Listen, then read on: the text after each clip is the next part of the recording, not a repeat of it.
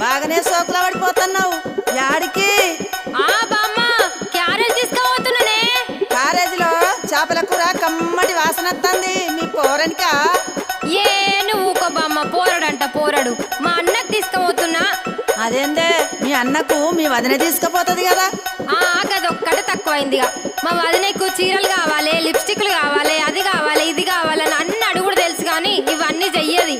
అవునా? ఏం పనులు చేయదా మీ వదినే? ఇంతకు ఏమేమి అడుగుతుందో జర చెప్పరాదు.